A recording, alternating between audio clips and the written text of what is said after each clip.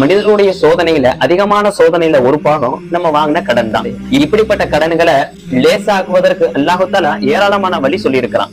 ஆனாலும் அந்த கடனை கொடுத்த செல்வந்தார்கள் இருக்கிறார்களே, அவர்களுக்குள்ள வெகுமதி என்னன்னு தெரியுமா?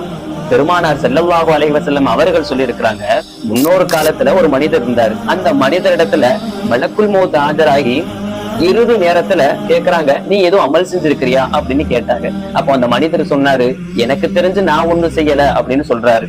மீண்டும் அந்த மலக்கு கேக்குறாங்க, ஏதாவது ஒரு அமல் செஞ்சிருக்கீங்களா, யோசிச்சு பாருங்களேன் அப்படி கேட்கும் போது அந்த மனிதர் சொல்றாரு, நான் ஒண்ணும் செய்யல, இருந்தாலும் என்னுடைய கொடுக்கல் வாங்கல்ல, என்னுடைய வியாபாரத்துல ஒரு சின்ன விஷயத்தை சொல்றேன்னு சொல்லி இந்த செய்தியை பதிவு செய்யறாரு. என்னுடைய கொடுக்கல் வாங்கல்ல நான் அதிகமான நபர்கிட்ட கடன் கொடுத்திருக்கிறேன். அதுல செல்வந்தர்களாக இருந்தாங்கன்னு சொன்னா அவங்களுக்கு அந்த கடனை நிறைவேற்றுவதற்கு அவகாசம் கொடுப்பேன். அதுக்கும் ரொம்ப ஏழையாக இருந்துட்டாங்கன்னு சொன்னா இங்கதான் நம்ம கவனிக்கணும், நான் அந்த கடனையே தள்ளுபடி செய்திருவேன் அப்படின்னு சொல்லி இருக்கிறாங்க.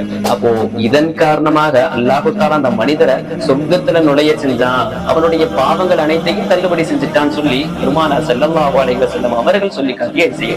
அப்ப இந்த நிகழ்வுல இருந்து நல்லா தெரியுது, நாம ஒரு நபருக்கு கடனை தள்ளுபடி செஞ்சுட்டோம்னு சொன்னா அல்லாஹு தஆலா அவருக்கு சொர்க்கத்தை தந்துடுறான் அப்படிங்கிற விஷயம் தெரியுது. அப்போ நீங்க செய்ய வேண்டிய விஷயம் என்னன்னா, நீங்க யார்கிட்ட கடன் வாங்கி இருக்கிறீங்களோ அந்த நபர்கிட்ட இந்த வீடியோவை அனுப்புங்க. அந்த நபருடைய பேரை கீழே கமெண்ட்ல டேக் பண்ணுங்க. அவர் தள்ளுபடி செய்யறாரா இல்லையாங்கிற விஷயத்தை நம்ம பின்னால பார்ப்போம். ஒரு முக்கியமான விஷயம், நம்மளுடைய சேனல்ல குர்ஆன் ஓத தெரியாதவங்களுக்கு அலிஃபால இருந்து எஸ்என்எல் குர்ஆன் பொறுமையா அழகா சொல்லி காட்டப்படுது. நீங்க இது வரைக்கும் ஜாயின் பண்ணலன்னு சொன்னா நம்ம சேனல்ல ஜாயின் பண்ணிக்கோங்க.